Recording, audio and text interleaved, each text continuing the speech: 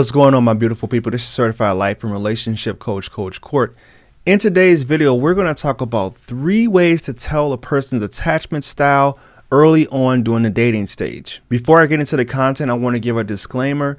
Attachment styles are fluent. Throughout your life, your attachment styles may change many times, so this may not be concrete and set in stone. Also, my suggestions aren't law. My advice isn't law. So you want to make sure that you're doing your due diligence, do your homework to make sure that your specific scenario applies to you and you only. In today's video, we're going to talk about 3 ways to tell a person's attachment style very early on. Number 1 is their texting patterns. The avoidant, when you text them, they'll respond, they'll be conversive, but they rarely initiate a conversation. You may send them a text message and you may not hear back from them for a couple days. Honestly, they use the "I was working" or "I was kind of busy" excuse all the time. So this is what you usually see from an avoidant. But for an anxious person, they're texting early and often. Sometimes you have to cut the conversation short with them because they're just going on and on and on. They're the ones that are more likely to use the emojis, that use the rolling on the floor, laughing emoji. They're often the ones that will do the love bombing and the double texting. Just know that it may get pretty intense pretty early. And often I see that this gives people the ick.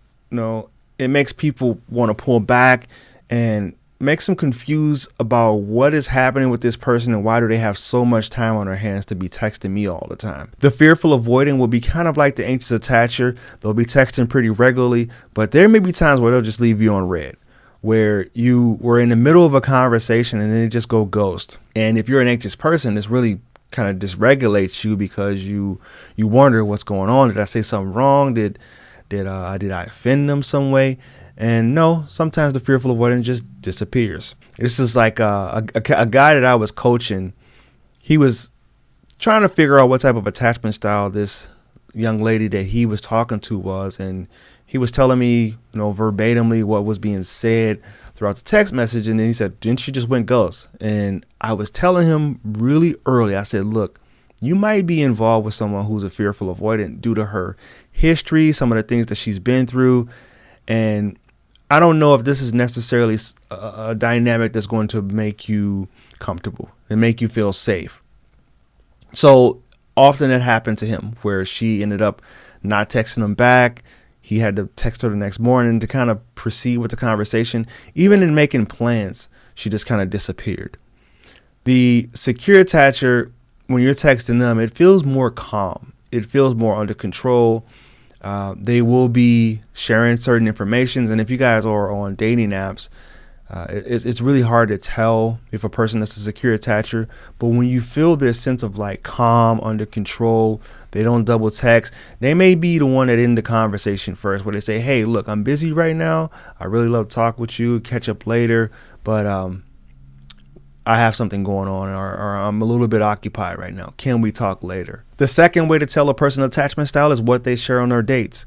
The avoidant, they're usually more mysterious. And on occasions, I've seen that they will be more conversive. They will share a little bit more about their history, about their relationship history. We'll get to that later. And they'll talk more about their family history. But for the most part, they want to stick to the light topics. They want to talk about movies. They want to talk about music, college experiences. They want to talk about more of the surface level things, and they don't really dive too deep into those heavy topics. The anxious person, you start to ask yourself if this person's truly healed, because they'll share a lot about their relationship histories. They'll share everything about their divorce, how they were being cheated on. And this is often on the first or second date. It makes you feel very uncomfortable. Oftentimes there are things that they share that shouldn't be shared that early on. I'm just putting it politely. I've been an anxious attacher. I've done this before, so I think I have a little bit of liberty to speak on that. And I have some things that I've said and done that I wasn't really proud of. I was pretty ashamed of the way that I showed up in those dating scenarios. Fearful avoidance that I've met. Now, I don't want you guys to come at me about this, but I'm just letting you know what I've observed.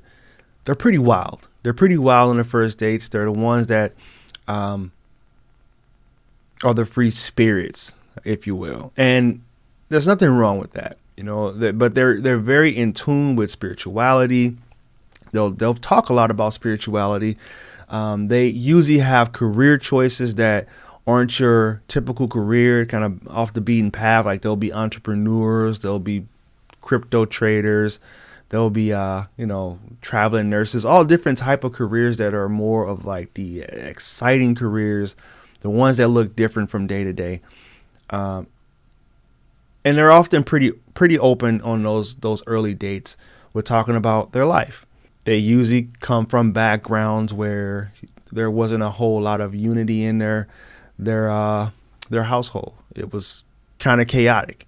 And this is just a general rule. This isn't something that is set in stone. All right, don't stone me. This is just what I've seen, and this is what I'm sharing with you guys.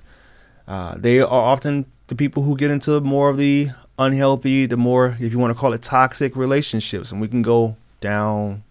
I'm going to get to that. That's going to be number 3. And for the secure attachers, they're fairly open about their life. They talk about the things that they've been through. But the big caveat here that I want you guys to really take inventory on is they usually aren't talking negative about their exes. What you'll typically hear from them is, I was in a relationship, I was married, I'm divorced. We grew out of love. We went our separate ways, but you rarely hear them talk negatively about their previous relationships.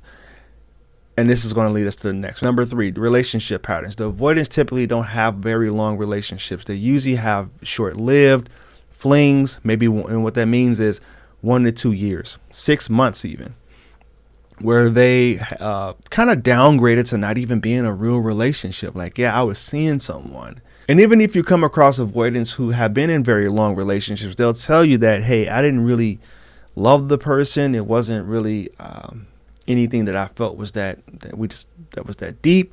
We lived together for 5 years, 6 years. It was more like a roommate type of scenario. The anxious attachers are usually the ones that have a lot of scorn from their past relationships, which means they've been in relationships and they've often been the one that's been broken up with. They are often the dumpies. They're always the ones that's being left, that's being mistreated.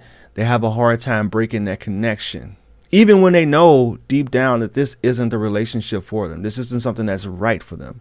And for the fearful avoidants that I've seen, they have typically been the ones that were in this unhealthy, off and on kind of toxic dynamic, if you want to call it toxic dynamic. And what I mean by toxic is the relationship where it was dysfunctional. There may have been alcohol abuse, drug abuse, physical abuse. There may have been verbal abuse. There may have been a lot of different things in that relationship that you want to run as far away from. And for them, it felt normal. It felt like, all right, I kind of relate to this person. I feel like we have a lot in common. And they're the ones that usually get into that trauma bond type of situation. And this isn't, like I said, this isn't set in stone. This is, just from what I've seen.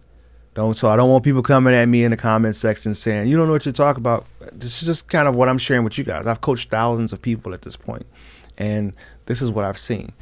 The secure people are the wild card, because I've seen secure attachers book calls with me, and while we're talking about their scenario, talking about their history, talking about their childhood, they look very secure. But for some reason, they've gotten into relationships with insecure attachers. But they have often been the ones to break their relationship off, where they had gotten to a certain point where they feel like, I'm enabling this person. This isn't something that I should continue to be trying to pursue. This isn't a healthy dynamic for me, for my mental health, or for my well-being. So that's all I have for you guys. And if you found this video of any value, please like, comment, and share. If you want my help personally, reach out to me on my website at www.fruitfulseeds.com. And always remember, when you go be loved, you'll never have to find it. Namaste.